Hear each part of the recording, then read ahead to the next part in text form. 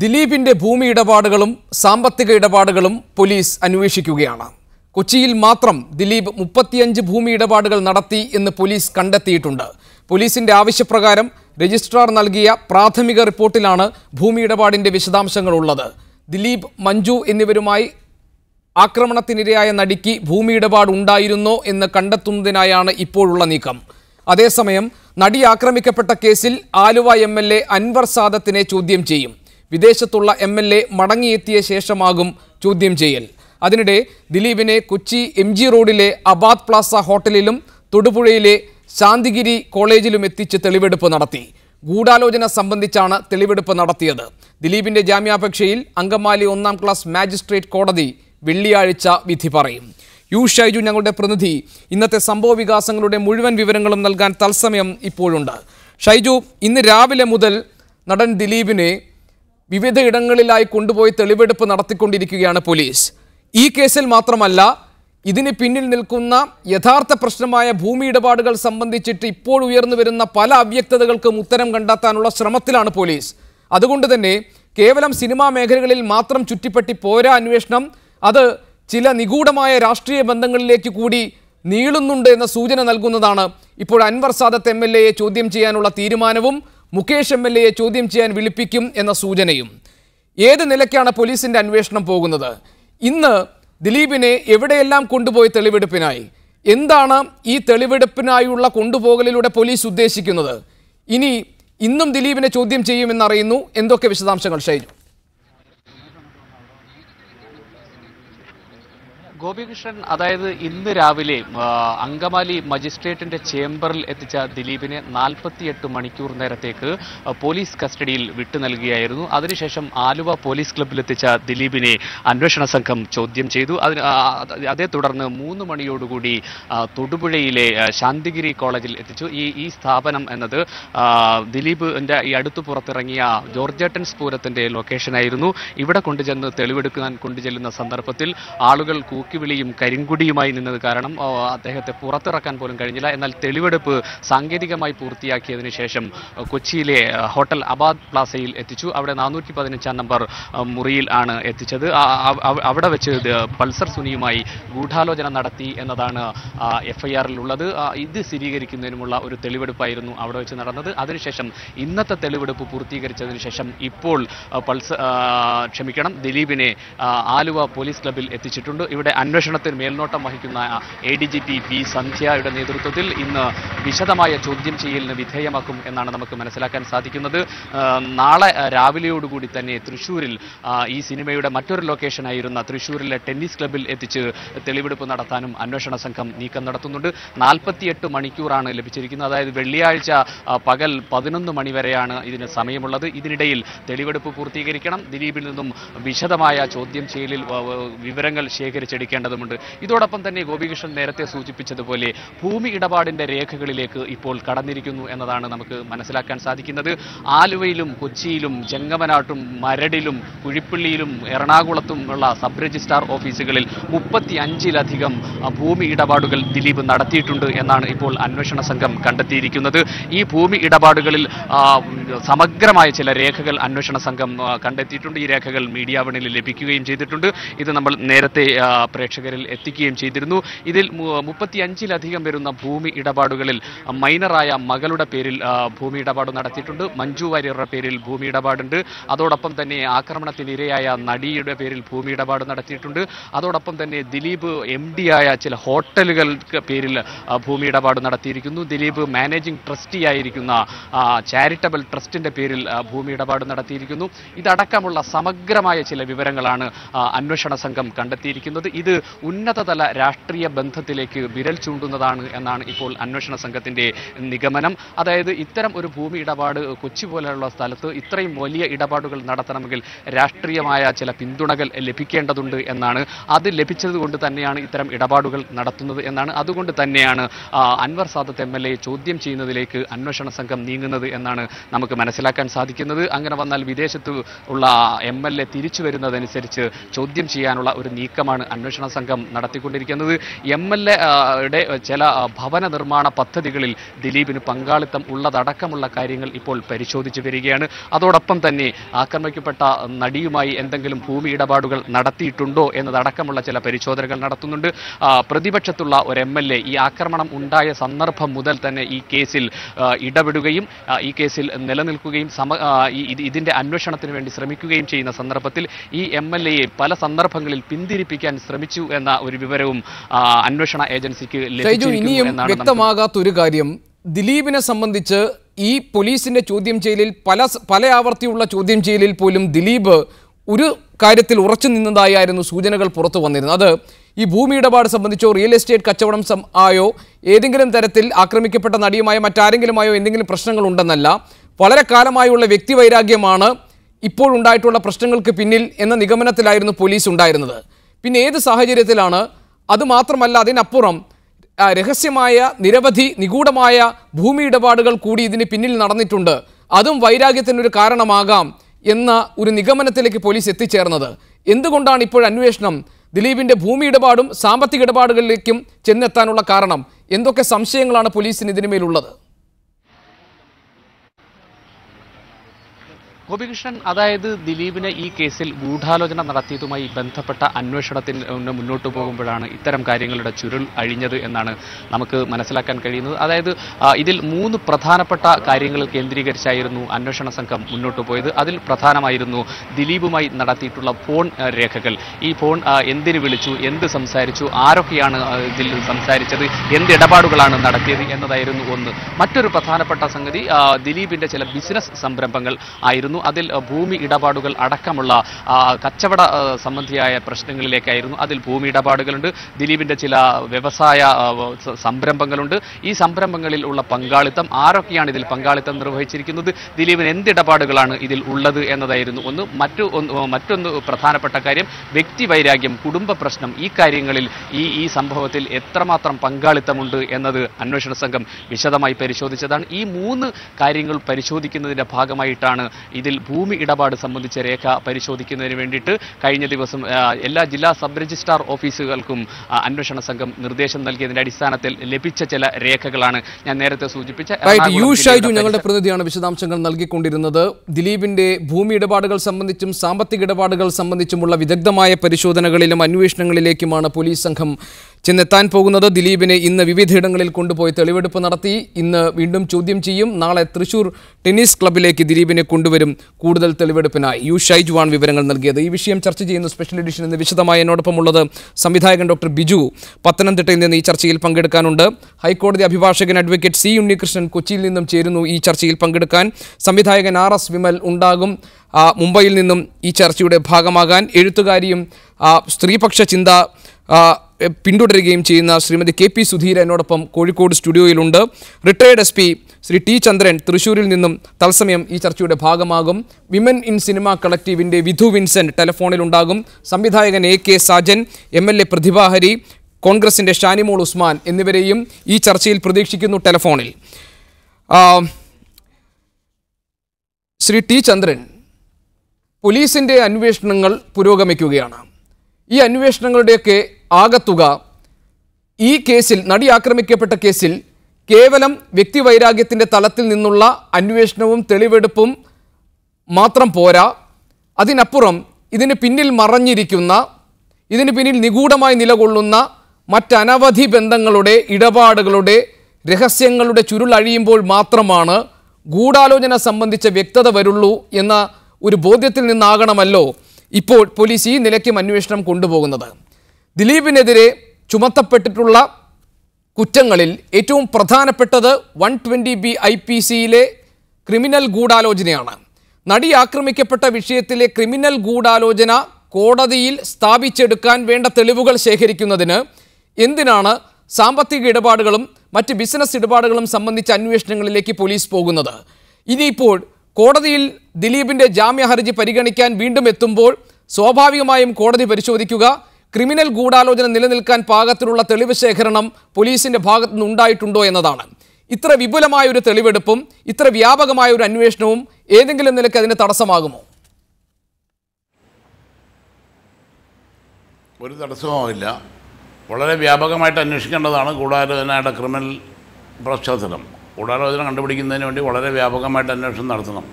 Personal ഗ്രഡ്ജാണ് ഇവർ തമ്മിലുള്ള വഴക്കിന് കാരണമെന്നുള്ള ഒരു മോട്ടീവിൽ മാത്രം ഉറച്ചു വന്നുകൊണ്ട് അന്വേഷിച്ച് പോകുന്നതിൽ അർത്ഥമില്ല. മറ്റ് മോട്ടീവ്സുകൾ ഉണ്ടോ എന്ന് അന്വേഷിക്കേണ്ടത് സമയം കിട്ടിയതിൻ്റെ അടിസ്ഥാനത്തിൽ ചെയ്യേണ്ടതാണ്. അതിൻ്റെ അടിസ്ഥാനത്തിലാണ് ഈ സ്വത്ത് വിവരങ്ങളെപ്പറ്റിയും കാര്യങ്ങളൊക്കെ അന്വേഷിക്കുന്നത്. സ്വത്ത് വിവരങ്ങളെപ്പറ്റി അന്വേഷിക്കുമ്പോൾ ഇവർ തമ്മിൽ എന്തെങ്കിലും വൈരാഗ്യം ഉണ്ടായിരുന്നോ, തർക്കങ്ങളുണ്ടായിരുന്നോ, ഇതുമായിട്ട് അല്ലാതെ ബന്ധപ്പെട്ട ആളുകൾ വല്ലവരും ഉണ്ടായിരുന്നോ എന്നുള്ള കൂടുതൽ വിവരങ്ങളോട് ചേരാൻ കഴിയും. അപ്പോൾ അത് അന്വേഷിക്കുന്നതിൽ ഒരു തെറ്റുമില്ല. ഇവരായിട്ടുള്ള ബന്ധപ്പെട്ട ആൾക്കാരുടെ എല്ലാ ഡീലിങ്സും അന്വേഷിക്കുന്നത് ഈ കേസിന് അഡിറ്റീവ് എവിഡൻസ് കിട്ടുന്നതിന് ഉപകരിക്കും.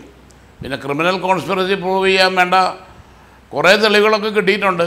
ഈ തെളിവുകളെ ലിങ്ക് ചെയ്യുന്ന ചെറിയൊരു 1-2 ആളുകൾ മറ്റേ പേഴ്സണൽ വിറ്റ്നസസിനെയും കൂടി കിട്ടാൻ ഈ വക അന്വേഷണത്തിൽ കൂടെ ഉപകാരപ്രദമാകുമെന്നാണ് എനിക്ക് തോന്നുന്നത്. അതുകൊണ്ട് കേസ് അന്വേഷണം എന്തായാലും വളരെ ഭംഗിയായിട്ട് മുന്നോട്ട് പോകും.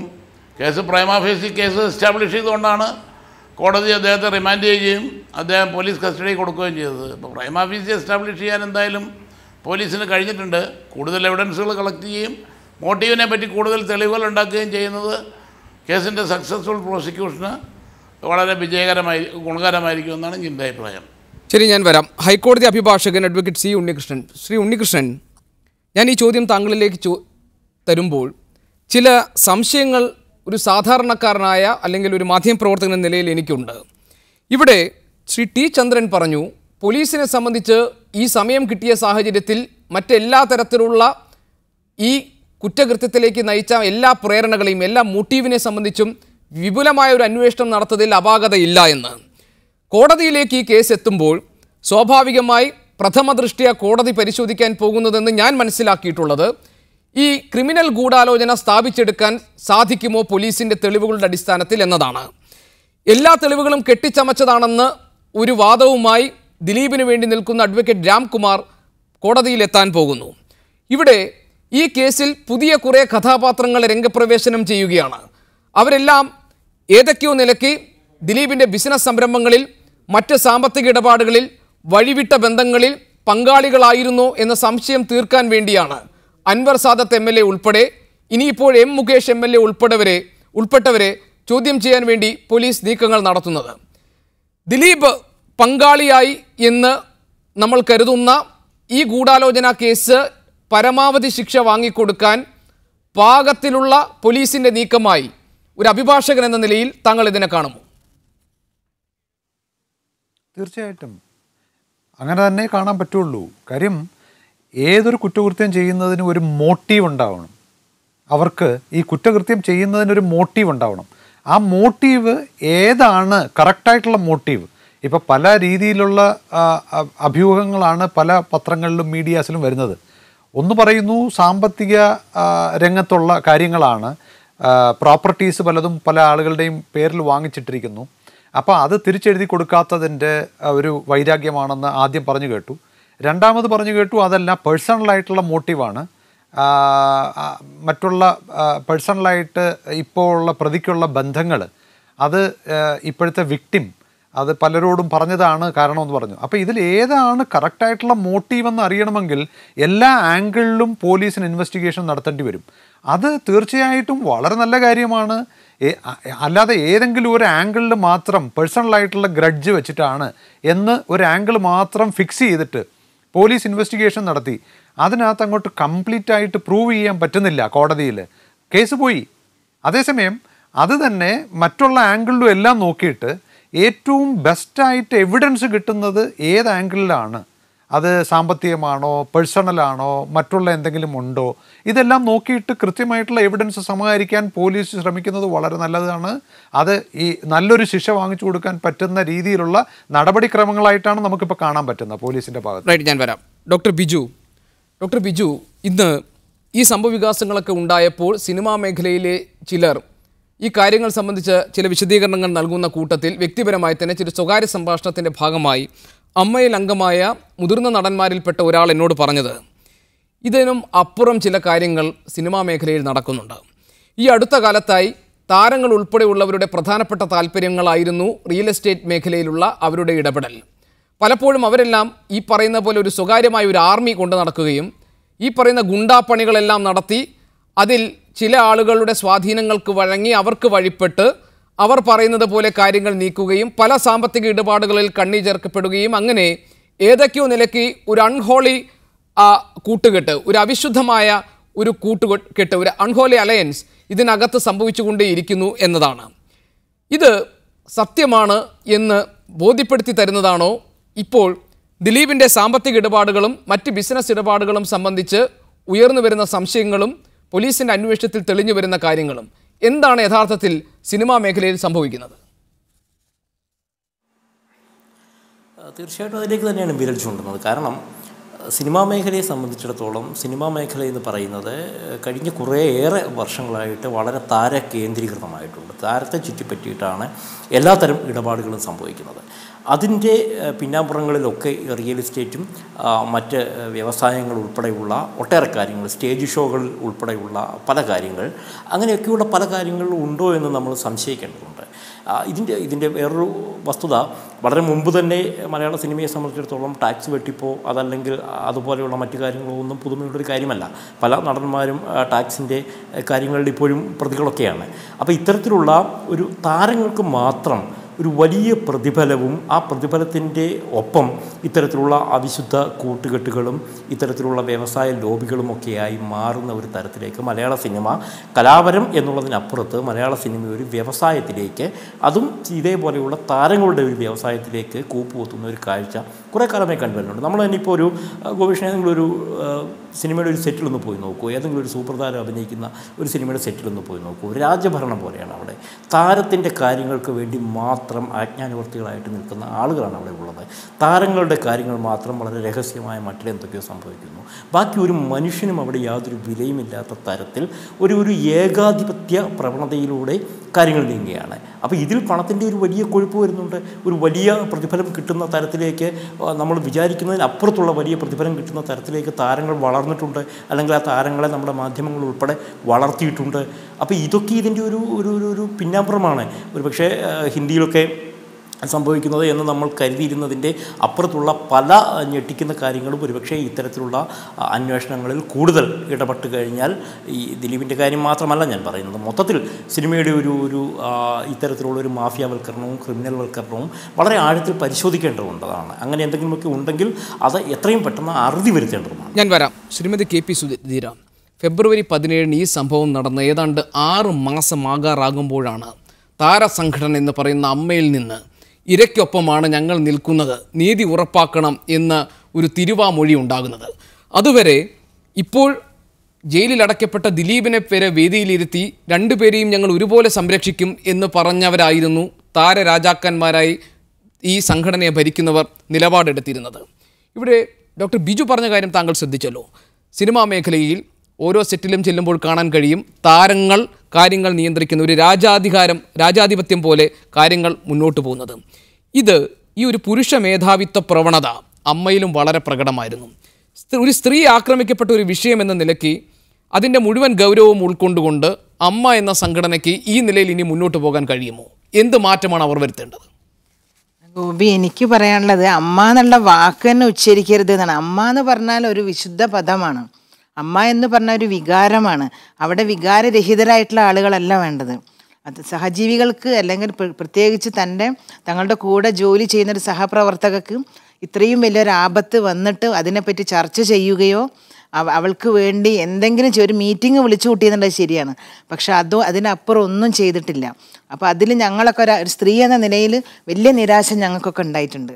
പക്ഷെ അവിടെ നടക്കുന്ന കാര്യങ്ങൾ, കാരണം ആർക്കും എതിർത്ത് പറയാൻ സാധിക്കാത്ത വിധം, എതിർത്ത് കഴിഞ്ഞാൽ അവരെ തമസ്കരിക്കപ്പെടുന്ന ഒരവസ്ഥ. അതുകൊണ്ട് ആരും മിണ്ടാതെ കുറ്റകരമായ മൗനം പാലിക്കുന്നത് കണ്ടിട്ട് നമ്മളൊക്കെ അമ്പരന്ന് പോയിട്ടുണ്ട്. ഇപ്പം നേരത്തെ ഇവിടെ പറഞ്ഞു താരാധിപത്യം എന്ന് പറഞ്ഞിട്ടുണ്ടെങ്കിൽ ഇത് ആരാ ഉണ്ടാക്കി കൊടുക്കുന്നത്? സാധാരണക്കാരും മീഡിയയും എല്ലാം ചേർന്ന് ഉണ്ടാക്കി കൊടുത്ത പദവിയാണ്. മറ്റൊരു രാജ്യത്തും ഇല്ലാത്ത പോലെ ഭാരതത്തിൽ നമ്മൾ താരങ്ങളെ ആരാധിക്കുകയും താരങ്ങളുടെ പിന്നാലെ പോവുകയും ആൾക്കൂട്ടം ഉണ്ടാവുകയും അവരെവിടെയെങ്കിലും തിരിയുമ്പോഴേക്കും നമ്മൾ ഉണ്ടാക്കി കൊടുത്തിട്ടുള്ളൊരു പദവിയാണ്. അപ്പം നമ്മൾ അവരെ താരങ്ങളായിട്ട് ഉന്നതത്തിൽ സ്ഥാപിച്ചിരിക്കുകയാണ്. അപ്പോൾ അവരിൽ നിന്ന് ശരിക്കും അതിനെ റോൾ മോഡലാക്കുന്ന ആളുകളുണ്ട്, കുട്ടികളുണ്ട്. സിനിമയിലുള്ള നടനെ പോലെ അനുകരിക്കുന്ന കുട്ടികളുണ്ട്. ചെറിയ കുട്ടികൾ വരെ ഇപ്പം ബാഹുബലി എന്ന് പറഞ്ഞ, അല്ലെങ്കിൽ പിന്നെ മോഹൻലാലിൻ്റെ ആ സിനിമയിലുള്ള പുലിമുരുകനായിട്ട് 2 വയസ്സുള്ള കുട്ടികളെ വരെ അഭിനയിച്ച് കാണിക്കുകയാണ്. പിന്നെ അതേപോലെ അതിലുള്ള മദ്യപാനം, സിഗരറ്റ് വലി, ഇതൊക്കെ കുട്ടികൾ തങ്ങൾ ആരാധിക്കുന്നവർ അനുകരിക്കുകയാണ്. അപ്പോൾ ഇത്ര അനുകരണീയരായിട്ടുള്ള മനുഷ്യന്മാരാണോ അതൊക്കെ ചെയ്യുന്നത്? ഇവരിൽ നിന്ന് നമ്മൾ ഒരിക്കലും പ്രതീക്ഷിക്കാത്ത ഗൂഢാലോചന, ഒരു പെൺകുട്ടിയുടെ മാനത്തിനല്ല ഇവർ വില പറയുന്നത്. അപ്പോൾ എന്തൊരർത്ഥമുള്ളത്? ഇതിനിടയിൽ പുരുഷാധിപത്യം മാത്രം മതിയോ? അതിനുള്ളിൽ എത്ര പെൺകുട്ടികൾ ജോലി ചെയ്യുന്നുണ്ട്? അവർക്കൊന്നും ഒരു വിലയില്ലേ? അവർക്ക് തണൽ കൊടുക്കാനും അല്ലെങ്കിൽ അവർക്ക് തണലാവാനും അല്ലെങ്കിൽ താങ്ങേണ്ടവരാണ് തള്ളിയിടുന്നത്. വല്ലാത്തൊരവസ്ഥയല്ലത്. കാരണം പുരുഷാധിപത്യം എന്ന് പറഞ്ഞാൽ എല്ലാ സ്ഥലത്തും നടമാടുന്നുണ്ടെങ്കിലും അത് ഏറ്റവും അധികം ഉള്ളത് സിനിമാ ലോകത്താണെന്ന് തിരിച്ചറിയുമ്പോൾ ഒരു ഞെട്ടലുണ്ടാവുന്നുണ്ട്. കാരണം നമ്മൾ സിനിമയിൽ പുതിയ സംഘടന പിരിച്ചുവിടാറായോ? അമ്മ എന്ന സംഘടന പൊളിച്ചു പണിയാണെന്ന് എനിക്ക് പറയാനുള്ളത്. കാരണം പുതിയ നേതൃത്വത്തിലേക്ക് പുതുതലമുറ വരണം. അവരിൽ വളരെ ഊർജ്ജസ്വലരായിട്ടുള്ള ചെറുപ്പക്കാരുണ്ട്, കഴിവ് തെളിയിച്ച ചെറുപ്പക്കാരുണ്ട്, ചങ്കൂറ്റമുള്ള ചെറുപ്പക്കാരും ചെറുപ്പക്കാരികളുമുണ്ട്. അവർക്കൊക്കെ അവരെയും കൂടെ നേതൃത്വ നിലയിൽ കൊണ്ടുവരണം എന്നാണ് എനിക്ക് പറയാനുള്ളത്. അല്ല, ഈ ഒരു സ്ത്രീകൾക്ക് സംവരണം ഏർപ്പെടുത്തിക്കൊണ്ട് മാത്രമേ പറ്റുള്ളൂ ഈ പറയുന്ന സ്ത്രീ പുരുഷ സമത്വം താരസംഘടനയിൽ നടപ്പാക്കാൻ? അതിപ്പോൾ WCC വരെ നിവൃത്തിയില്ലാണ്ട് നിവൃത്തിയില്ലാണ്ട് സ്ത്രീകളുടെ പ്രശ്നം ചർച്ച ചെയ്യാൻ സ്ത്രീകൾ ഒന്നിച്ചു കൂടിയൊരു സംഘടനയാണത്. അതിന് ഈ കേസിൽ വലിയൊരു പങ്കുണ്ട്. ഈ കേസ് തെളിയിക്കാൻ അതിനൊരു പങ്കുണ്ടെന്നാണ് ഞാൻ വിശ്വസിക്കുന്നത്. പക്ഷെ അവരും കൂടെ ഈ അമ്മയിൽ അവർക്കും കൂടെ ശബ്ദം ഉയർത്താനുള്ള ഒരു അവസരം കൊടുക്കണം, ശബ്ദിക്കാനുള്ള ഒരു അവസരം കൊടുക്കണം. ശ്രീമതി ഷാനിമോൾ ഉസ്മാൻ ഉണ്ട് ടെലിഫോൺ ലൈനിൽ. ശ്രീമതി ഷാനിമോൾ ഉസ്മാൻ, ഇനി ഇത് കേവലം ഒരു സ്ത്രീയോട് തൊഴിലിടത്തിലുണ്ടായ അല്ലെങ്കിൽ വ്യക്തിപരമായ വൈരാഗ്യത്തിൻ്റെ പേരിൽ നടപ്പാക്കപ്പെട്ട ഒരു ക്രൂരകൃത്യം എന്ന നിലയിൽ മാത്രം പരിഗണിച്ചാൽ മതിയാകില്ല ഈ കേസ്. കാരണം ഇപ്പോൾ പോലീസിൻ്റെ അന്വേഷണങ്ങളെല്ലാം മുന്നോട്ട് പോകുന്നത് ഇതിന് പിന്നിൽ, ഈ ഗൂഢാലോചനയ്ക്കൊക്കെ പിന്നിൽ മറഞ്ഞു കിടക്കുന്ന മറ്റു ചില രഹസ്യബന്ധങ്ങളുണ്ട്, അതിൽ കൈകോർത്ത് നിൽക്കുന്നവരിൽ ജനപ്രതിനിധികളുണ്ട് എന്നതാണ്. അൻവർ സാദത്ത് MLA ഈ ഘട്ടത്തിൽ ചോദ്യം ചെയ്യേണ്ടി വരും എന്ന് പോലീസ് സ്വീകരിച്ചിരിക്കുന്ന നിലപാട് ഇതിലേക്കാണ് വെളിച്ചം വീശുന്നത്. അൻവർ സാദത്ത് അദ്ദേഹത്തിന് വിദേശ പര്യടനം കഴിഞ്ഞ് തിരിച്ചു വന്നു കഴിഞ്ഞാൽ ഉടനെ ചോദ്യം ചെയ്യലുണ്ടാകുമെന്നാണ് കേൾക്കുന്നത്. എങ്ങനെയാണ് ഇതിനെ താങ്കൾ കാണുന്നത്? ഗോപി, ഞാൻ ഇതുവരെയുള്ള ചർച്ച ഞാൻ കേട്ടിരുന്നില്ല. പക്ഷേ ഇപ്പൊ താങ്കൾ ചോദിച്ച ചോദ്യത്തിന് എല്ലാവർക്കും ഒരു പാഠമാണ്, വലിയൊരു ദൃഷ്ടാന്തമാണ് ഇപ്പം നമ്മുടെ മുന്നിൽ കാണുന്നത്. കാരണം ഇന്നലെ വരെ നെഞ്ചിലേറ്റി, തോളിലേറ്റി, തലയിലേറ്റി കൊണ്ടു നടന്ന ഒരു മനുഷ്യനെ ഇന്ന് വഴിനീളെ കൂകി വിളിച്ച് ഏതെല്ലാം തരത്തിൽ പ്രതിഷേധം അറിയിക്കാമോ അതിന്റെ എല്ലാം മാക്സിമം നടന്നുകൊണ്ടിരിക്കുമ്പോൾ ഇതിന് സത്യത്തില് ഏത് മേഖലയെ അദ്ദേഹം പ്രതിനിധീകരിച്ചു എന്നുള്ളത് കൊണ്ട് മാത്രമല്ല, ഏതു മേഖലയിലായാലും ആര് ഇത്തരത്തിലുള്ള ക്രിമിനൽ സ്വഭാവമുള്ള പ്രവർത്തനങ്ങൾ കാണിച്ചാലും ഒരു പക്ഷേ പരാതിക്കാരി ഇല്ല എന്നുള്ളത് കൊണ്ടായിരിക്കും പലപ്പോഴും പല ആളുകളും രക്ഷപ്പെട്ടു പോകുന്നത്. ഒരു പരാതിക്കാരി ഉറച്ചു നിന്നു എന്നുള്ളത് കൊണ്ടാണ് ഇന്ന് ഇവിടം വരെ ഈ കേസ് എത്തിയിരിക്കുന്നത്. ക്രെഡിറ്റ് നമുക്ക് പലർക്കും കൊടുക്കാമെന്ന് പറയുമ്പോഴും അന്തിമമായിട്ട് എന്റെ ക്രെഡിറ്റ് ചെന്നെത്തുന്ന പരാതിക്കാരി ഇന്നും നിലനിൽക്കുന്നു എന്നുള്ളത് കൊണ്ട് തന്നെയാണ്. സംശയമില്ല, സമ്മതിക്കുന്നു. പക്ഷേ ഇന്ന് ആ നിലയും വിട്ട് പുതിയ മാനങ്ങളിലേക്ക് മാറുകയാണ് കേസ്. അൻവർ സാദത്ത് MLA യുടെ കാര്യമാണ് ഞാൻ സ്പെസിഫിക് ആയി ചോദിക്കുന്നത്. തീർച്ചയായിട്ടും ഞാൻ അതിന് മറുപടി ഉണ്ട്. തീർച്ചയായിട്ടും അൻവർ സാദത്ത് ആലുവയിലെ MLA ആണ്, അദ്ദേഹത്തിന്റെ സുഹൃത്താണ് ദിലീപ്, അതെല്ലാവർക്കും അറിയുന്ന കാര്യമാണ്.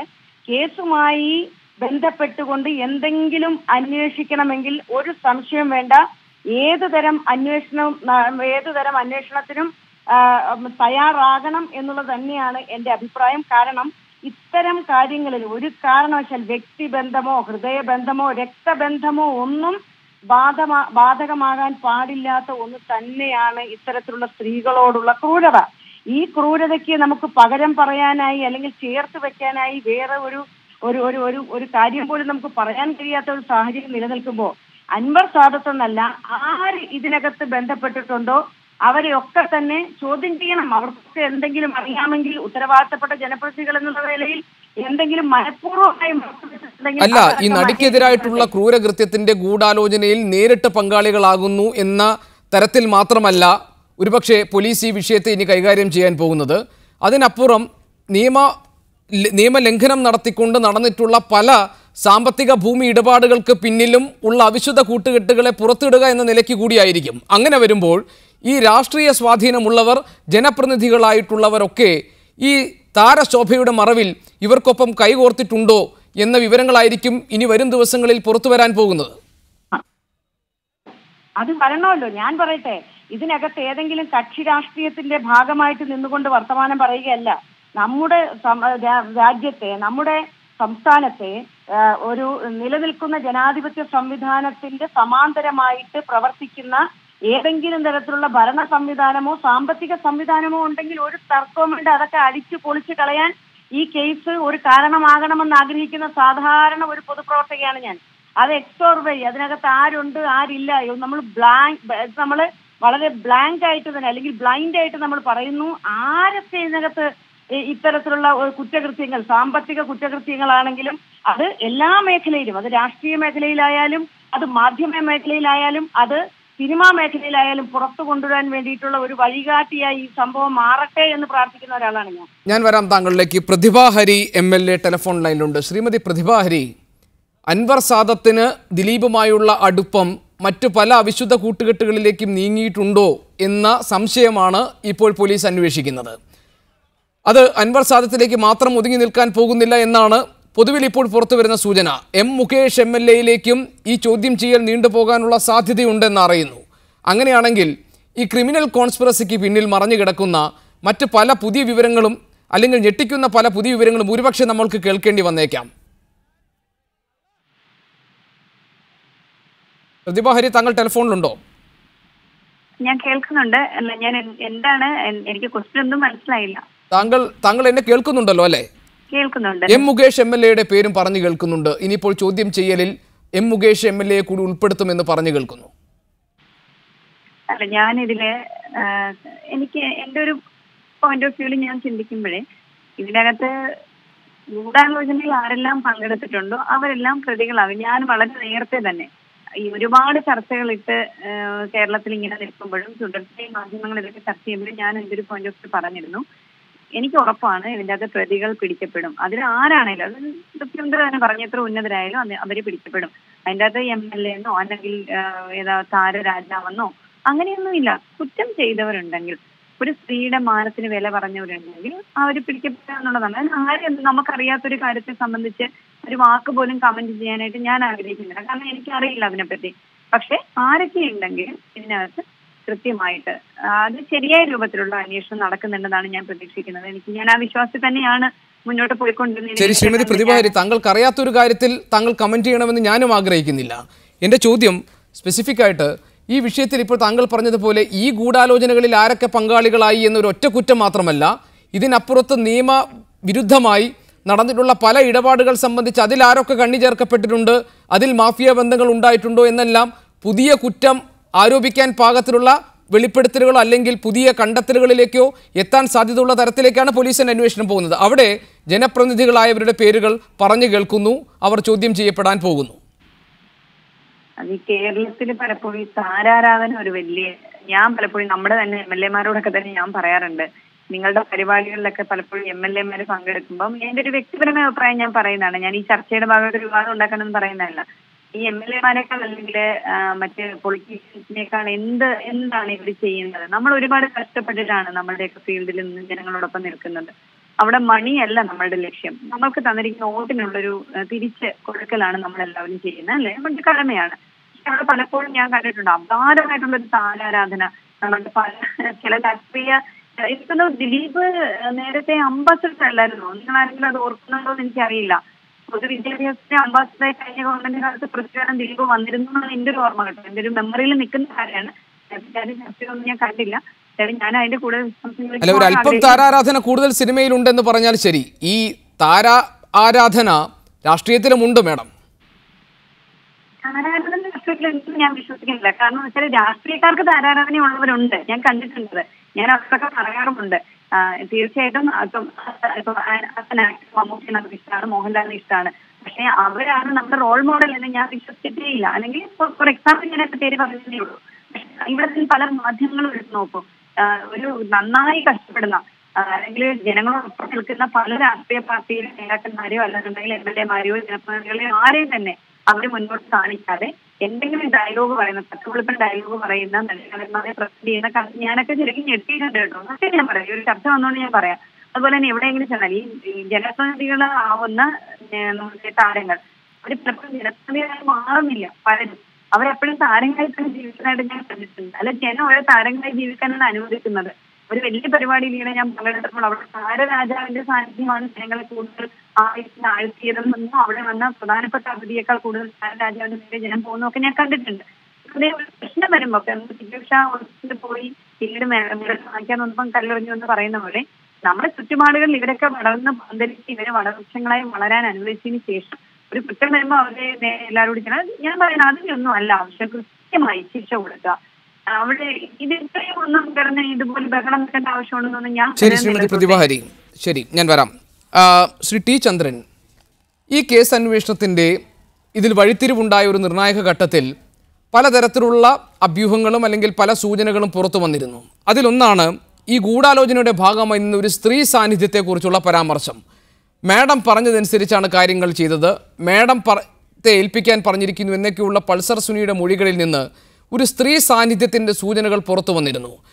ദിലീപിൻ്റെ സുഹൃത്തും ഒപ്പം നിൽക്കുന്ന ആളുമായ നാദിർ ഷായെ ചോദ്യം ചെയ്തപ്പോഴും ഇതിൽ നാദിർ ഷായും ഉൾപ്പെടാൻ പോകുന്നു എന്ന അഭ്യൂഹങ്ങളുണ്ടായിരുന്നു. കാവ്യ മാധവനെയും അവരുടെ അമ്മയും ഒക്കെ ഇതിൽ ഏതൊക്കെയോ ഭാഗങ്ങളിൽ കണ്ണി ചേർത്തിട്ടുണ്ട് എന്നുള്ള സംശയങ്ങൾ നിലനിന്നിരുന്നു. ആ വഴിക്കൊന്നും പോകാതെ അന്വേഷണം വേറൊരു ദിശയിലേക്ക് പോവുകയാണോ ഇപ്പോൾ?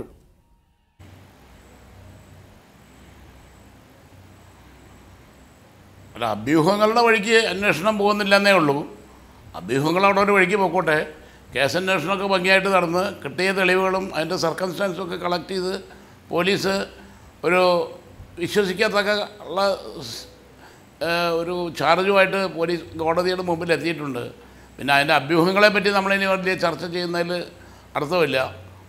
അഭ്യൂഹങ്ങളുണ്ടെങ്കിൽ പുറത്ത് വരാനുള്ള വിവരങ്ങൾ വല്ലതും ഉണ്ടെങ്കിൽ അതും പുറത്ത് വരും. അതാരും പിടിച്ചു വയ്ക്കൊന്നുമില്ല. പോലീസ് അങ്ങനെ ഒരു മേഡത്തിനെ പറ്റി അറിയാമെങ്കിൽ അതും അന്വേഷിച്ചുകൊണ്ടിരിക്കും. അതിനെപ്പറ്റി കൺവിൻസിംഗ് ആയിട്ടുള്ള എവിഡൻസ് കിട്ടുമ്പോൾ അതും നമുക്ക് ഡീറ്റെയിൽസ് മുമ്പിൽ വരും. അതല്ല ശ്രീചന്ദ്രൻ, ഇപ്പോൾ ദിലീപ് അറസ്റ്റ് ചെയ്യപ്പെട്ടപ്പോൾ ശരിയാണ്, കേരള പോലീസിൻ്റെ എല്ലാ നീക്കങ്ങൾ സംബന്ധിച്ചും അവർ അഭിനന്ദനാർഹമായ രീതിയിൽ അവരുടെ ഇടപെടൽ സംബന്ധിച്ചും എല്ലാ തരത്തിലുമുള്ള ചർച്ചകൾ നടന്നു.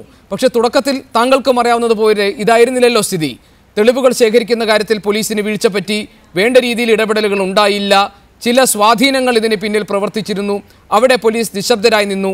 ഒരു ഘട്ടത്തിന് ശേഷം പിന്നീട് സ്വമേധയാ വേറൊരു തരത്തിൽ കേസ് അത് സ്വയം മറ്റൊരു ദിശയിലേക്ക് നീങ്ങിക്കൊണ്ടിരിക്കുകയായിരുന്നു.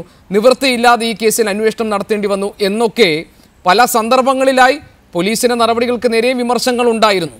അഭ്യൂഹങ്ങൾ അതിൻ്റെ വഴിക്ക് പോകുമെന്ന് താങ്കൾ പറയുമ്പോഴും ഈ അഭ്യൂഹങ്ങളെല്ലാം ഉണ്ടായതും ഈ കത്തുമായി ബന്ധപ്പെട്ട കാര്യങ്ങളുമൊക്കെ ആദ്യഘട്ടത്തിൽ അഭ്യൂഹങ്ങളായിരുന്നു. പിന്നെയാണ് അതെല്ലാം നിർണായകമായ തെളിവുകളാണെന്ന് പോലീസ് പറയുന്നത്. അതെ, അഭ്യൂഹങ്ങൾ തെളിവുകളായിട്ട് വരുമ്പോൾ നമ്മുടെ മുമ്പിലെത്തും. അഭ്യൂഹങ്ങളൊക്കെ തെളിവുകളായിട്ട് വരുമ്പോൾ നമ്മുടെ മുമ്പിലെത്തും. പോലീസ് പക്ഷേ അതൊക്കെ കളക്ട് ചെയ്തിട്ടുണ്ടാവും അതിൻ്റെ ഡീറ്റെയിൽസ്. അപ്പം നമ്മുടെ മുമ്പിൽ കാണിക്കാൻ പറ്റുന്ന കാര്യം കാണിക്കും, കാണിക്കാൻ പറ്റാത്ത കാര്യം കാണിക്കില്ല. ഇനി കൂടുതൽ തെളിവ് കിട്ടി, കൂടുതൽ കണക്റ്റിംഗ് ലിങ്ക് കിട്ടുമ്പോൾ ഈ മേഡത്തിനെ പറ്റിയൊക്കെ ഒരു പക്ഷേ പുറത്ത് വരുമായിരിക്കും, വന്നില്ലാതിരിക്കും. അല്ലാതെ അതിനകത്ത് പോലീസൊന്നും മൂടി വെച്ച് കാണും എന്ന് ഞാൻ വിശ്വസിക്കുന്നില്ല. തന്നെയല്ല, തുടക്കത്തിൽ ഇൻവെസ്റ്റിഗേഷനെ പറ്റി വിശദമായ വിവരങ്ങൾ പുറത്തു വന്നില്ല എന്നുള്ളത് കൊണ്ട് ആ സമയത്ത് പോലീസ് അന്വേഷിക്കാതെ ഇരിക്കുകയായിരുന്നു എന്ന് നമ്മൾ ധരിക്കരുത്. ആ സമയത്തെല്ലാം നന്നായിട്ട് അന്വേഷിച്ചിരുന്നു, കേസിൽ നല്ല ഗൃഹപാഠം ചെയ്തിരുന്നു. ഈ ദിലീപ് ആദ്യം കൊടുത്ത പരാതിക്ക് മുമ്പേ തന്നെ അന്വേഷണം നടത്തി ഒരുപാട് വിവരങ്ങൾ അവർ കളക്ട് ചെയ്യാൻ കഴിഞ്ഞുകൊണ്ടാണ് ദിലീപിൻ്റെ ആ പരാതിയുടെ മുകളിൽ ഒരു കേസെടുക്കേണ്ട സ്ഥിതി പോലും വരാതിരുന്നത്. അപ്പോൾ അതുകൊണ്ട് അല്ല ശ്രീചന്ദ്രൻ, ഞാനിത് പറയാൻ കാരണം തെളിവ് ശേഖരണത്തിൻ്റെ കാര്യത്തിലും മറ്റ് കേസന്വേഷണത്തിൻ്റെ മറ്റ് ചില നിർണായകമായ ഇടപെടലിൻ്റെ കാര്യത്തിലുമൊക്കെ ഡിലേ ഉണ്ടായി എന്ന് താങ്കളെപ്പോലെ തന്നെ റിട്ടയറായ പോലീസിലെ മുതിർന്ന ഉദ്യോഗസ്ഥർ തന്നെയാണ് അഭിപ്രായപ്പെട്ടിട്ടുള്ളത്. അത് താങ്കൾ സൂചിപ്പിക്കുന്നത് വ്യക്തമാക്കി പറഞ്ഞാൽ ഞാൻ വ്യക്തമായിട്ട് മറുപടി പറയാം. ഏത് ഉദ്യോഗസ്ഥൻ പറഞ്ഞാണ് എന്താണെന്ന് പറഞ്ഞാൽ ഞാൻ വ്യക്തമായിട്ട് എൻ്റെ മറുപടി പറയാം. അല്ല, പല സന്ദർഭങ്ങളിലും ഈ ചർച്ചകളിൽ പങ്കെടുത്ത ഉദ്യോഗസ്ഥർ തന്നെ പറഞ്ഞിട്ടുണ്ട് ഡിലേ സംഭവിച്ചിട്ടുണ്ട്, ചില തെളിവ് ശേഖരണത്തിൽ വീഴ്ചകൾ സംഭവിച്ചു എന്നെല്ലാം. അല്ല, അത് എന്തിൻ്റെ അടിസ്ഥാനത്തിൽ അവർക്ക് എന്ത് തെളിവ് കിട്ടിയിട്ട് പറയണമെങ്കിൽ അത് ശരിയായിരിക്കും. വെറുതെ അന്വേഷിക്കുന്ന ഇപ്പോൾ DGP പറഞ്ഞതിൻ്റെ ഉള്ളിൽ IG അന്വേഷിപ്പിക്കാൻ കൂട്ടിയില്ല എന്നൊക്കെ പറഞ്ഞൊരു സ്റ്റേറ്റ്മെൻറ്റ് പറഞ്ഞിരുന്നു. അതുമെല്ലാം പിന്നീട് അത് വലിയ കഥയില്ലാതെ മനസ്സിലാക്കി കഴിഞ്ഞു, അന്വേഷിച്ചിരുന്നു, തെളിവുകൾ ശേഖരിച്ചിരുന്നു, IG വിശ്വാസത്തിലെടുത്തിരുന്നു എന്നൊക്കെ പിന്നീട് നമ്മൾ തെളിഞ്ഞതാണ്. ശരി, ഞാൻ വളരെ ചെറിയൊരു ഇടവേള എടുക്കുന്നു. ഇടവേളയ്ക്ക് ശേഷം തിരിച്ചു വരാം ഈ അതിഥികൾക്കൊപ്പം. അഡ്വക്കേറ്റ് ഉണ്ണികൃഷ്ണൻ, സ്വാഭാവികമായി ഇനി ജാമ്യാപേക്ഷയുമായി മേൽക്കോടതികളിലേക്ക് പോവുകയാണ് ദിലീപിൻ്റെ ഭാഗത്തുനിന്നുണ്ടാകാൻ പോകുന്ന അടുത്ത നിയമപരമായ നീക്കം. എങ്ങനെയായിരിക്കും ഇത്? എന്തൊക്കെ കാര്യങ്ങൾ പരിഗണിച്ചുകൊണ്ടായിരിക്കും ഈ ജാമ്യാപേക്ഷയെ കോടതി കാണുക? കോടതിയിൽ ഈ ജാമ്യാപേക്ഷ മൂവ് ചെയ്യുമ്പോൾ തീർച്ചയായിട്ടും കോടതിക്ക് പരിഗണിക്കാനുള്ള ഒരുപാട് കാര്യങ്ങൾ ഈ CRPC 437 പരിഗണിക്കുമ്പോൾ മജിസ്ട്രേറ്റിനും CRPC 439 പ്രകാരം ഹൈക്കോടതി പരിഗണിക്കുമ്പോഴും ഈ ജാമ്യം കൊടുക്കണോ വേണ്ടയോ എന്നുള്ളതിന് ഏതൊക്കെ കാര്യങ്ങളാണ് പരിഗണിക്കേണ്ടതെന്ന് 2005 തന്നെ സുപ്രീം കോടതി അമർമാണി ത്രിപാഠിയുടെ കേസിനകത്ത് പറഞ്ഞിട്ടുണ്ട്.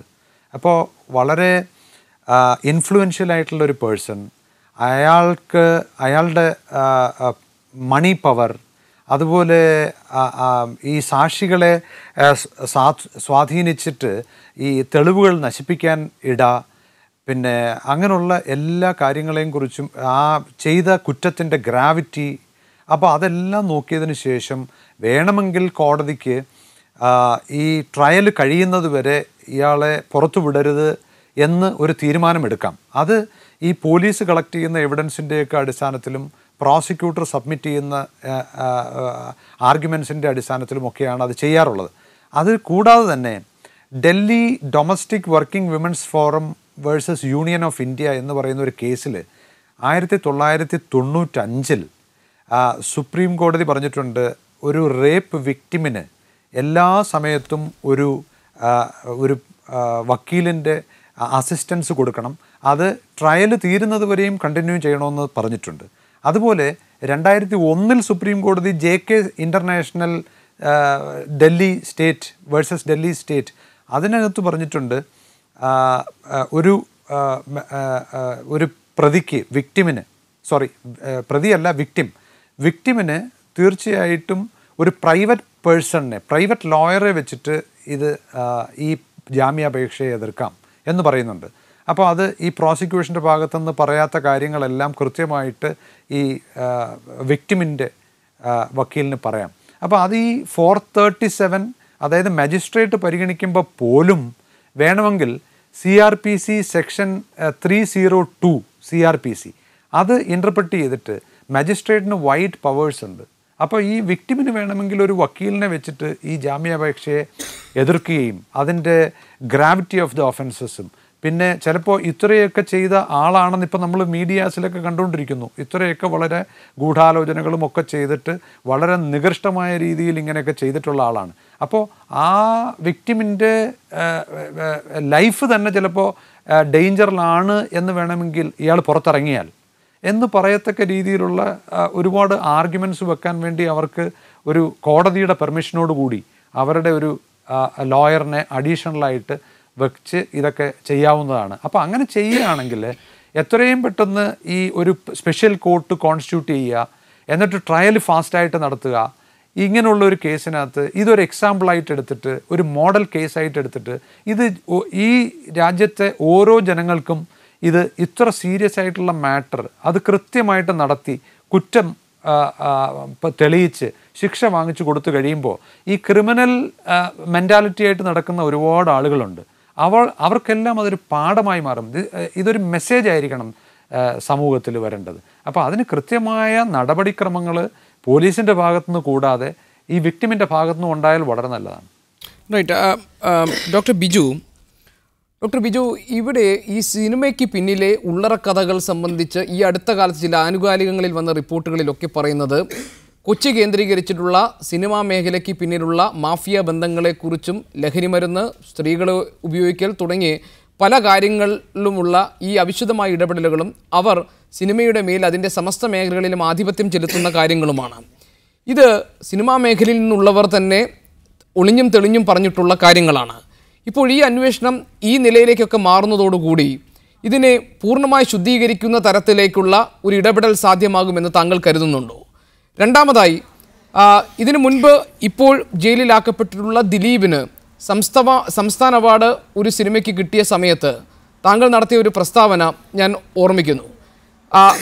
ഈ അവാർഡ് നിർണയ കമ്മിറ്റിയിലെ അധ്യക്ഷനെ പോലും സ്വാധീനിച്ചുകൊണ്ട് ആണ് ഈ തരത്തിലുള്ള അവാർഡ് നിർണയങ്ങൾ ഉണ്ടാകുന്നത് എന്ന് ഒരു ഘട്ടത്തിൽ വിമർശനങ്ങൾ ഉയർന്നു വന്നിരുന്നു.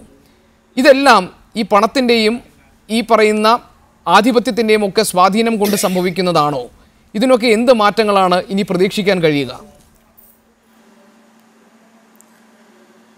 ഇതിൽ ആദ്യത്തെ ചോദ്യത്തിലേക്ക് വരാം. ആദ്യത്തെ ഈ ഒരു വിഷയത്തിൽ സിനിമാ മേഖലയിൽ ഒരു ശുദ്ധീകരണം സാധ്യമാണോ എന്ന് ചോദിച്ചു കഴിഞ്ഞാൽ ഒരുപക്ഷെ ഈ കേസിൻ്റെ ഒരു നമ്മളിപ്പോൾ തുടക്കത്തിലുള്ള ഈ ഒരു ഉത്സാഹവും മാധ്യമ ശ്രദ്ധയും ഒക്കെ കഴിഞ്ഞു പോകുമ്പോൾ വീണ്ടും ഇതൊക്കെ പഴയ പോലെ തന്നെ ആകുവാനാണ് സാധ്യത. അവർ കുറച്ചുകൂടി വിജിലൻ്റ് ആവും എന്നുള്ളത് മാത്രമേ ഉള്ളൂ.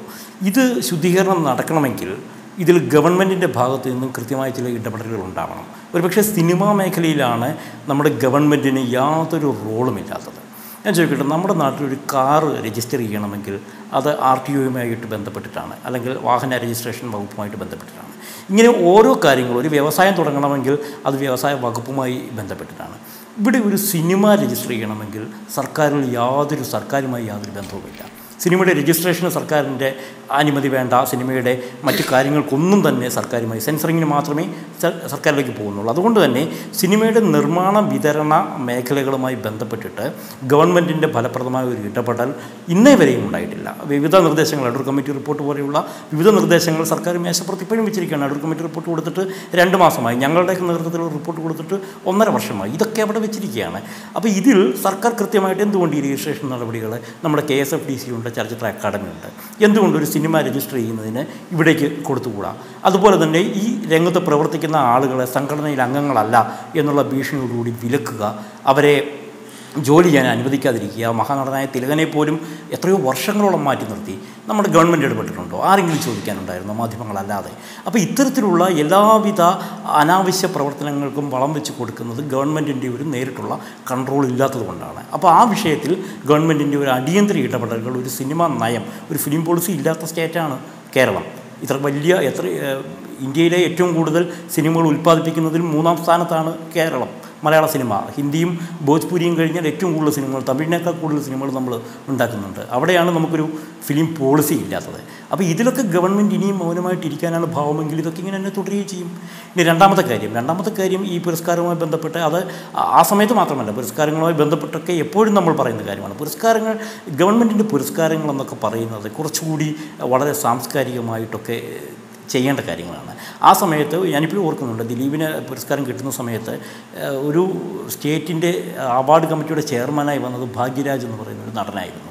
ഒരു ദേശീയ പുരസ്കാരം കിട്ടിയിട്ടില്ലാത്ത ഒരു നടനാണ്. ഒരു തമിഴ്നാടിൻ്റെ പോലൊരു സംസ്ഥാന പുരസ്കാരം കിട്ടിയിട്ടില്ലാത്തൊരു നടനാണ്. അദ്ദേഹത്തെയാണ് കേരളത്തിലെ പോലെയുള്ള വലിയ സാംസ്കാരികമായിട്ടുള്ള ഒരു സിനിമാ രംഗത്ത് ഒരു ജൂറി ചെയർമാനായിട്ട് കൊണ്ടിരുന്നത്. ആ സമയത്ത് അദ്ദേഹം ദിലീപുമായി മിസ്റ്റർ മരുമകൻ എന്ന് പറയുന്ന ഒരു സിനിമയിൽ ഒന്നിച്ച് അഭിനയിക്കുന്ന സമയം കൂടിയാണ്. അപ്പോൾ സ്വാഭാവികമായിട്ടും അവാർഡുകൾ എങ്ങോട്ടാണ് പോകാൻ നമുക്ക് ഉദ്ദേശിക്കാം. പക്ഷേ ഇവിടെ ചെയ്യേണ്ട കാര്യം, ഗവൺമെൻറ് നമ്മുടെ ജൂറി ചെയർമാന്മാരായിട്ട് ബുദ്ധദേവദാസ് ഗുപ്ത പോലെയും ജാനു ബറുവ പോലെയും ഒക്കെയുള്ള, ഗിരീഷ് കാസർഗോഡ് പോലെയും ഒക്കെയുള്ള വലിയ ആളുകൾ വന്നിരുന്ന ഇടത്തേക്കാണ് ഭാഗ്യരാജിനെ പോലെയും മോഹനെ പോലെയും ഒക്കെയുള്ള അങ്ങനെ ഒരു ക്രെഡിബിലിറ്റി ഇല്ലാത്ത, നാഷണൽ ലെവലിലൊന്നും ഒരു ക്രെഡിബിലിറ്റിയും ഇല്ലാത്ത ആളുകളെ കൊണ്ടിരുന്ന് ജഡ്ജ് ചെയ്യുന്നത്. അപ്പോൾ ഈ വിഷയങ്ങളിലൊക്കെ ഗവൺമെൻറ്റിൻ്റെ ഒരു വല്ലാത്ത അശ്രദ്ധ അല്ലെങ്കിൽ അനാസ്ഥ ഇതിലൊക്കെ പ്രകടമാണ്. ഇതൊക്കെ എങ്ങനെ ഗവൺമെൻറ്റിന് മാറ്റാമെന്നുള്ളതാണ് ആദ്യമായിട്ട് നമ്മൾ ചർച്ച ചെയ്യേണ്ട കാര്യം. റൈറ്റ്. ശ്രീമതി KP സുധീര, ഈ അന്വേഷണം ഇപ്പോൾ കുറേ കൂടി സജീവമായിട്ടാണ് മുന്നോട്ട് പോകുന്നത്. ദിലീപിന് ഓരോ സ്ഥലത്തും കൊണ്ടുപോയി തെളിവെടുപ്പ് നടത്തുന്നു. ഒരു തരത്തിലുള്ള പഴുതുകളും അവശേഷിപ്പിക്കാത്ത തരത്തിൽ അന്വേഷണം മുന്നോട്ട് കൊണ്ടുപോകണമെന്നാണ് പോലീസ് ആലോചിക്കുന്നത്. എന്നതിൻ്റെ തെളിവാണിതൊക്കെ. ഈ കേസ് പൂർണ്ണമായി നിലനിൽക്കാൻ പാകത്തിൽ തെളിവുകൾ ശേഖരിച്ച് കോടതിയിലെത്തി അതിന് പരമാവധി ശിക്ഷ ദിലീപിന് വാങ്ങിക്കൊടുക്കാൻ പാകത്തിലാണോ ഈ കാര്യങ്ങൾ മുന്നോട്ട് പോകുന്നത്? അങ്ങനെ അഭിപ്രായമുണ്ടോ? പിന്നെ പല ആളുകളും ഈ ഗൂഢാലോചനയിൽ ഭാഗമായിരുന്നു എന്ന് നമ്മൾ പറഞ്ഞു കേട്ടിരുന്നു. അവരെ എല്ലാം കൂട്ടിയിണക്കിക്കൊണ്ടുള്ള ഒരു അന്വേഷണ ഫലം പുറത്തു വരുമോ? ഇതിൽ ഇപ്പോൾ ശരിക്കും പൊതുജനങ്ങളാണ് ഇതിൽ, ഞങ്ങളൊക്കെ ആകാംക്ഷയോടുകൂടി നമ്മളാണ് നോക്കിയിരിക്കുന്നത്. ഈ പെൺകുട്ടിക്ക് നീതി കിട്ടുമോ എന്നാണ് നമ്മുടെ ആകാംക്ഷ. ഇപ്പം ഞങ്ങൾക്ക് പോലീസിൽ വിശ്വാസമുണ്ട്. കാരണം ദിലീപ് ജയിലിലായതോടെ തെളിവുകൾ കൂടുതൽ ശേഖരിക്കുന്നതെന്ന് പറഞ്ഞതോടുകൂടി എല്ലാവരും ഉറ്റുനോക്കുന്നത് പോലീസിൻ്റെക്കാണ്. കാരണം അവർ നമുക്ക് നീതി തരും എന്നുള്ളൊരു പ്രതീക്ഷയാണ്. അതുകൊണ്ട് തന്നെ ഈ കേസ് തെളിയിക്കപ്പെടുന്നതാണ് ഞങ്ങളൊക്കെ ശുഭവിശ്വാസം. പിന്നെ ദിലീപിനുള്ള ശിക്ഷ ഇപ്പം തന്നെ കിട്ടിക്കഴിഞ്ഞു. കാരണം ദിലീപ് ജനങ്ങളുടെ മനസ്സിൽ നിന്ന് ഔട്ടായി എന്നാണ്. കാരണം ഇന്ന് TV വെച്ച് നോക്കിയപ്പോഴാണ് മനസ്സിലായത്, അദ്ദേഹത്തിനെ കാണുമ്പം ദിലീപ് അഭിവാദ്യം ചെയ്യുന്നു, ഇവരെല്ലാം കൂവി വിളിക്കുന്നു. കോളേജ് വിദ്യാർത്ഥികൾ പോലും ഇന്ന് ദിലീപിനെ ഹൃദയത്തിൽ നിന്ന് നിഷ്കാസിതനാക്കിയിരിക്കുകയാണ്. അപ്പോൾ അങ്ങനെയുള്ളൊരവസരത്തിൽ ഇന്നും ഇപ്പോൾ സിനിമാ നടന്മാർ പറയുന്നുണ്ട്, ഞങ്ങളൊക്കെ ഇപ്പോഴാണ് തിരിച്ചറിഞ്ഞത് ഇദ്ദേഹത്തിൻ്റെ മുഖം, ശരിക്കും ഞങ്ങൾ തിരിച്ചറിഞ്ഞ് ക്രിമിനൽ മുഖം ഇപ്പോഴാണ് ഞങ്ങൾ തിരിച്ചറിഞ്ഞതെന്ന് അവർ പറയുന്നുണ്ട്. പക്ഷേ പൊതുജനങ്ങൾ ബുദ്ധിയുള്ളവരാണ്, അവരിതിൽ മുൻപേ തിരിച്ചറിഞ്ഞു. അതിന് തെളിവാണ് അദ്ദേഹത്തിൻ്റെ ഈ വിവാഹശേഷം, രണ്ടാമത് വിവാഹം കഴിഞ്ഞതിന് ശേഷം അദ്ദേഹം പുറത്തായി. ശരിക്കും അദ്ദേഹത്തിൻ്റെ സിനിമകളൊന്നും വിജയിച്ചിട്ടില്ല എന്നുള്ളതാണ് സത്യം. കാരണം കേരളീയരായിട്ടുള്ള നമുക്കൊക്കെ ചില കുടുംബ ഭദ്രതയെക്കുറിച്ച് മൂല്യങ്ങളുണ്ട്. കാരണം ഇദ്ദേഹം കുടുംബത്തിൻ്റെ ജനഹിതത്തിനുള്ള അല്ലെങ്കിൽ ജനപ്രിയ നായകനായിരുന്നു എന്നാണ് പറയുന്നത്. അപ്പോൾ ജനപ്രിയ നായകനായത് എങ്ങനെയാണ്? കുടുംബിനികളുടേതായിരുന്നു അദ്ദേഹം. സ്ത്രീകളുടെ, പെൺകുട്ടികളുടെ, അതുപോലെ കുടുംബിനികളുടെയൊക്കെ പ്രിയ താരമായിരുന്നു ദിലീപ്. എന്നാൽ ഞങ്ങൾക്കൊക്കെ, സ്ത്രീകളായിട്ടുള്ള നമുക്കൊക്കെ കുടുംബ ഭദ്രതയെക്കുറിച്ചും സ്നേഹത്തിൻ്റെ ഇഴയടുപ്പത്തിനെ കുറിച്ചൊക്കെ വലിയ വലിയ മൂല്യങ്ങളിലൊക്കെ ഞങ്ങൾ വിശ്വസിക്കുന്നവരാണ്. അതുകൊണ്ട് തന്നെ അദ്ദേഹം കാണിച്ച ഈ പ്രവൃത്തി കൊണ്ട് തന്നെ അദ്ദേഹത്തെ സ്ത്രീകൾ പ്രത്യേകിച്ച് തള്ളിക്കളഞ്ഞു എന്നാണ് എനിക്ക് പറയാനുള്ളത്. പിന്നെ ഈ രണ്ടാമത് എന്തായിരുന്നു ഗോപി പറഞ്ഞത്? അല്ല, രണ്ടാമത് ഞാൻ ചോദിക്കുന്നത്, ഇതിപ്പോൾ ഈ അന്വേഷണം പഴുതുകളടച്ച് പരമാവധി ശിക്ഷ വാങ്ങാവുന്ന തരത്തിലേക്കാണോ ഈ അന്വേഷണം? എല്ലാം പരമാവധി ശിക്ഷ വാങ്ങി കൊടുക്കണം എന്നാണ് നമുക്ക് അപേക്ഷ ഉള്ളത്. കാരണം പോലീസിന് അത് സാധിക്കും. സർക്കാർ അനുവദിക്കുകയാണെങ്കിൽ ഈ കേസ്, ഇതിന് തക്കതായ ശിക്ഷ ഈ നടന്, ഇപ്പം നടനല്ലാതായി കഴിഞ്ഞിരിക്കുന്നു, ഈ മനുഷ്യന് കിട്ടണം എന്നാണ് ഞങ്ങൾക്ക് പറയാനുള്ളത്. കാരണം ഇതിനകത്തെ മാഡം, ഇതിന് പിന്നിൽ വലിയ ഗൂഢാലോചന നടക്കുന്നുണ്ട്. അല്ലെങ്കിൽ സിനിമാ മേഖലയിൽ തന്നെ ഇങ്ങനെ പുഴുക്കുത്തുകൾ കുറേയുണ്ട്. മാഫിയ ബന്ധങ്ങളുള്ളവർ, ലഹരിക്കടിപ്പെട്ടവർ, ഇപ്പോൾ സ്മോക്ക് പാർട്ടീസ് എല്ലാം ഈ ചെറുപ്പക്കാരുടെ ഒരു ഫാഷനായി മാറുന്നു. സ്ത്രീകൾ ഉപയോഗിക്കുന്ന സംഗതികൾ ഉണ്ടാകുന്നു. അപ്പോൾ ഇവരുടെയൊക്കെ വോയിസ്, അതായത് സ്ത്രീ സംരക്ഷണമൊക്കെ ആവശ്യപ്പെട്ട് വരുന്ന ഈ WCC പോലെയുള്ള സംഘടനകൾ, അവർക്ക് ഇനി ഈ മേഖലയെ പൂർണ്ണമായി ശുദ്ധീകരിക്കാനും സ്ത്രീകൾക്ക് തുല്യ അവകാശം നൽകാൻ പാകത്തിൽ ഇതിനെ മാറ്റാനും ഒക്കെ സാധിക്കുമോ? അതിനുള്ളൊരു ഉണ്ടാക്കണം. കാരണം ഈ WCC എന്നുള്ള സംഘടനയ്ക്ക് ഈ അമ്മ എന്ന അതിൽ സ്ഥാനം കൊടുത്താൽ തന്നെ കുറേ മാറ്റങ്ങൾ ഉണ്ടാവും. ശുദ്ധീകരണം എന്ന് പറഞ്ഞാൽ അങ്ങനെയാണ്. കാരണം സ്ത്രീകൾക്ക് തുല്യത എല്ലാ സ്ഥലത്തും നമ്മൾ കൊടുക്കണം. അപ്പോഴാണ് അവരുടെ കഴിവ് തെളിയിക്കാൻ അവസരം കിട്ടുള്ളൂ. അവരൊക്കെ മിണ്ടാതിരിക്കുകയാണ്. കാരണം ഒരു സ്ത്രീ മിണ്ടിക്കഴിഞ്ഞാൽ അവർക്കറിയാം അതിൻ്റെ പരിണത ഫലം എന്താണെന്നുള്ളത്. അങ്ങനെ ഒരു അവസ്ഥ സിനിമയിൽ ഉണ്ടാവരുത്. പിന്നെ ഈ കോടീശ്വരന്മാർ, അപ്പോഴാണ് മൂല്യങ്ങളിലൊന്നും വിശ്വാസമില്ലാണ്ടാവുന്നത്.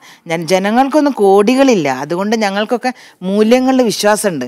മൂല്യങ്ങളിൽ വിശ്വാസം ഉണ്ടാവുന്ന സിനിമക്കാർ നമുക്കിടയിൽ വേണം. അപ്പോൾ ഇതേപോലെ ഗൂഢാലോചനകളും മാഫിയകളും ഗുണ്ടായിസവും ഇതൊക്കെ ഇല്ലാണ്ടാവും. അത് ഇനിയും ഉണ്ടാവും. ഇനിയും പുഴുക്കുത്തുകൾ ഉണ്ടെന്നാണ് പറയുന്നത്. അത് കേൾക്കുമ്പോൾ തന്നെ പേടിയാവുകയാണ്. കാരണം ഇതിപ്പം ഈ പെൺകുട്ടി ധൈര്യപ്പെട്ടതുകൊണ്ടാണല്ലോ ഞങ്ങൾ അറിഞ്ഞത്. അല്ലെങ്കിൽ ഈ പെൺകുട്ടി ഇങ്ങനെ ഒരു ഹീനമായ പ്രവൃത്തി, ഇക്കണ്ട ചെറുപ്പക്കാരും ഇക്കണ്ട പുരുഷന്മാർ കൂടിയിട്ട് ഒരു പെൺകുട്ടിയെ, ഒരു ദുർബല ദേഹയായിട്ടുള്ളൊരു പെൺകുട്ടിയെ ദ്രോഹിച്ചപ്പം ആ പെൺകുട്ടി തല ഉയർത്തിയെന്ന് പറയുകയാണ്, എനിക്ക് ഇങ്ങനെ ഒരു അപമാനം സംഭവിച്ചിട്ടുണ്ടെന്ന് പറയാനുള്ള ചങ്കൂറ്റം കാണിക്കുന്നു. ഇത് ചെയ്തവരാരും പ്രതീക്ഷിച്ചിട്ടില്ല. ഇതിന് പിന്നെ ഗൂഢാലോചന നടത്തിയവരും 1.5 കോടി വാഗ്ദാനം ചെയ്തവരും ഒന്നും പ്രതീക്ഷിച്ചിട്ടില്ല. ഈ പെൺകുട്ടി ഇത് പറയുന്നു. ഈ പെൺകുട്ടി പറഞ്ഞതുകൊണ്ട് ഞങ്ങൾക്കൊക്കെ ശരിയായ മുഖം, പകൽ മാന്യന്മാരുടെ മുഖം തിരിച്ചറിയാനായി. ഞങ്ങൾക്കൊക്കെ പിന്നെ എന്താ പറയുക, ഒരു ജനഹിതനായിട്ടുള്ള ഒരു നടൻ അല്ലെങ്കിൽ ഒരു നായകൻ ഞങ്ങൾക്ക് ഹിതകാരി അല്ലാതെയായി മാറി. കാരണം അദ്ദേഹത്തിൻ്റെ ശരിയായ മുഖം, അങ്ങനെയുള്ള പൊയ്മുഖങ്ങളെ പിച്ചി ചീന്താൻ സ്ത്രീകൾക്ക് ഇനിയും കരുത്തുണ്ടാവട്ടെ എന്ന് എനിക്ക് പറയാനുള്ളത്. കാരണം അവർ ധൈര്യം കാണിക്കുമ്പോഴേ ഇതൊക്കെ സംഭവിക്കുന്നുള്ളൂ. ഡോക്ടർ ബിജു, ഈ അന്വേഷണങ്ങളൊക്കെ വരുമ്പോഴും ഈ താരരാജാക്കന്മാർക്ക് നേരെ വിമർശനങ്ങൾ ഉണ്ടാകുമ്പോഴും അവർ അപഹസിക്കപ്പെടുമ്പോഴും ഒക്കെ തന്നെ ഇവരെയൊക്കെ നിലനിർത്തുന്ന വലിയ ആരാധക വൃന്ദങ്ങൾ ഇപ്പോഴും കേരളത്തിൽ സജീവമാണ്. എല്ലാ കാലത്തും പലരും പറയുന്നത് പോലെ തന്നെ ഈ ആരാധകരെ സൃഷ്ടിക്കുകയും അവരുടെ ചിലവിൽ കഴിയുകയും അവർക്ക് ജയ് വിളിക്കുകയും അവർക്ക് വേണ്ടി ജീവിതം ഹോമിക്കുകയും ചെയ്യുന്ന നിരവധി ഫാൻസ് അസോസിയേഷനുകൾ സജീവമാണ് കേരളത്തിൽ ഇപ്പോഴും. അവർ നേടിക്കൊടുക്കുന്ന താരപ്രഭയിൽ, അവർ ഉണ്ടാക്കി കൊടുക്കുന്ന താരവലയത്തിൽ നിന്നുകൊണ്ടാണ് ഈ അഹന്തയുടെ വാക്കുകൾ താരരാജാക്കന്മാരിൽ നിന്നുണ്ടാകുന്നത്. അവർ സർവാധിപതികളായി സിനിമയിൽ വിലസുന്നത്, അവർ സംഘടനകളിലെ അവസാന വാക്കുകളായി മാറുന്നത്. ഈ താരശോഭയെ ഇല്ലാതാക്കാൻ, അല്ലെങ്കിൽ ഈ വ്യാജമായ ഈ താരനിർമ്മിതിയെ പൊളിച്ചു കളയാൻ പറ്റുന്ന തരത്തിൽ എന്തെങ്കിലും ഒന്ന് സംഭാവന ചെയ്യാൻ ഇപ്പോഴുണ്ടായ ഈ സംഭവങ്ങൾക്ക് കഴിയുമോ? അങ്ങനെ ഒരു ചർച്ച ഉണ്ടാവേണ്ടതുണ്ട്. ആ ഒരു തരത്തിലുള്ള ഒരു ചർച്ച ഉണ്ടാവേണ്ടതുണ്ട്. കാരണം ഇപ്പം നമ്മൾ ഈ ജനപ്രിയ നടൻ അല്ലെങ്കിൽ സൂപ്പർ താരം, മെഗാസ്റ്റാർ, കംപ്ലീറ്റ് ആക്ടർ എന്നൊക്കെ പറയുന്നുണ്ട്. ഇതൊക്കെ അവരവർ തന്നെ ഉണ്ടാക്കിയിട്ടിരിക്കുന്ന പേരുകളാണ്. പക്ഷേ ഇതിനൊക്കെ ഇവരുടെയൊക്കെ ഒരു ജനപിന്തുണ വലുതായി ഉണ്ട് എന്ന് നമ്മൾ പറയുമ്പോഴും നമ്മൾ ആലോചിക്കേണ്ട ഒരു കാര്യമുണ്ട്. ഇവരുടെയൊക്കെ എല്ലാ സിനിമകളും തിയേറ്ററിൽ വിജയിക്കാറുണ്ടോ? അങ്ങനെ ഒരു വലിയ ജന ആരാധനയുണ്ടെങ്കിൽ ഇവരുടെ എല്ലാ സിനിമകളും തിയേറ്ററിൽ വിജയിക്കണം. അങ്ങനെ ഉണ്ടാവുന്നില്ല. ചില സിനിമകൾ മാത്രമാണ് വിജയിക്കുന്നത്. അപ്പോൾ അതിൽ മറ്റ് പല ഘടകങ്ങളുമുണ്ട്. ആ സിനിമയുമായി ബന്ധപ്പെട്ട ആളുകളുടെയൊക്കെ ഉണ്ട്.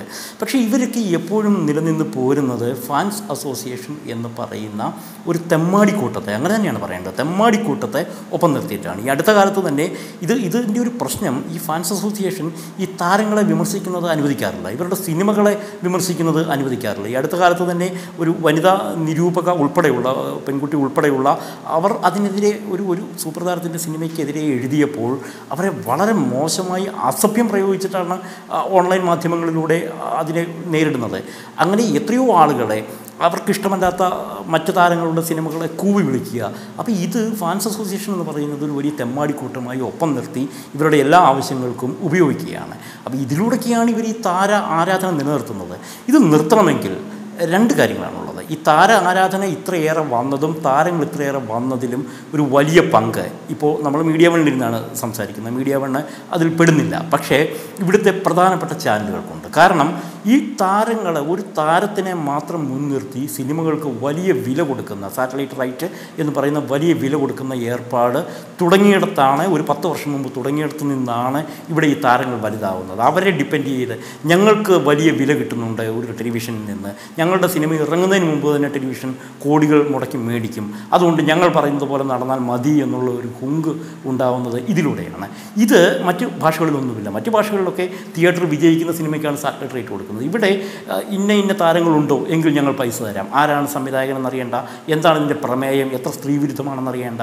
അപ്പോൾ ഈ പൈസ മേടിച്ച് എന്തെങ്കിലുമൊക്കെ സ്ത്രീവിരുദ്ധമായ സിനിമകൾ പടച്ചുകൂട്ടുകയാണ് ചെയ്യുന്നത്. അപ്പോൾ ഇതിലൊരു പങ്കുണ്ട്, മാധ്യമങ്ങൾക്ക് പങ്കുണ്ട്. രണ്ട്, ഇവിടുത്തെ കാണികൾക്ക് പങ്കുണ്ട്. ഒരു ദേശീയ പുരസ്കാരം കിട്ടിയ സിനിമ, അന്തർദേശീയമായി ശ്രദ്ധിക്കപ്പെട്ട സിനിമ, അത് തിയേറ്ററിൽ പോയി കാണാൻ തയ്യാറില്ലാത്ത കപട സംസ്കാരം നമുക്കുണ്ട്. അവിടെയാണ് പുലിമുരുകൻ പോലെയൊക്കെയുള്ള വലിയ സ്ത്രീവിരുദ്ധമായ, വലിയ ദളിത് വിരുദ്ധമായ, പ്രകൃതി വിരുദ്ധമായ സിനിമകളൊക്കെ ഇവിടെ 100 കോടി കൊള്ളുന്നത്. അപ്പോൾ ഇതിനൊക്കെ ഒരു മാറി ചിന്തിക്കുവാൻ മലയാളിക്ക് ഏറ്റവും കിട്ടിയ ഒരു അവസരമാണിത്. മറ്റ് ഭാഷകളിലുള്ള ഒരു സിനിമാ സംസ്കാരത്തോടൊപ്പം നിൽക്കുവാൻ, നല്ല സിനിമകൾ അത് ഏത് ഭാഷയിൽ നിന്ന് ആയിക്കോട്ടെ, അതല്ലെങ്കിൽ മുഖ്യധാരയിലായിക്കോട്ടെ, സമാന്തരമായിക്കോട്ടെ, നല്ല സിനിമകൾ അക്സെപ്റ്റ് ചെയ്യുവാനും അന്ധമായ താര ആരാധനയുടെ പേരിൽ അവരെ മാർക്കറ്റ് ചെയ്യാനുമുള്ള. റിട്ടയർഡ് SP ശ്രീ ടി ചന്ദ്രൻ, താങ്കളോട് ഈ ചോദ്യം ചോദിച്ച് ഈ ചർച്ച അവസാനിപ്പിക്കാനാണ് ഞാൻ ആഗ്രഹിക്കുന്നത്. ശ്രീ ടി ചന്ദ്രൻ, പോലീസിൻ്റെ അന്വേഷണം ഇനിയിപ്പോൾ പോലീസിൻ്റെ കയ്യിലുള്ളത് 48 മണിക്കൂറാണ്. വെള്ളിയാഴ്ച രാവിലെയാണ് വീണ്ടും ഈ ജാമ്യാപേക്ഷ പരിഗണിക്കാൻ പോകുന്നത്. കസ്റ്റഡിയിൽ പോലീസിന് കിട്ടുന്ന സമയം അവിടെ അവസാനിക്കാനും പോവുകയാണ്. ഇനി ഇതിൽ ഒരു റിട്ടയർഡ് പോലീസ് ഉദ്യോഗസ്ഥൻ എന്ന നിലയിൽ പോലീസിൻ്റെ ഈ അന്വേഷണം ഇപ്പോൾ നടക്കുന്ന ഈ 48 മണിക്കൂർ പോലീസിനെ സംബന്ധിച്ച് എത്രത്തോളം സുപ്രധാനമാണ്? ഇനി എന്തെല്ലാം അതിശയിപ്പിക്കുന്ന പുതിയ വിവരങ്ങളാണ് ഇനി നമ്മൾ പ്രതീക്ഷിക്കേണ്ടത്?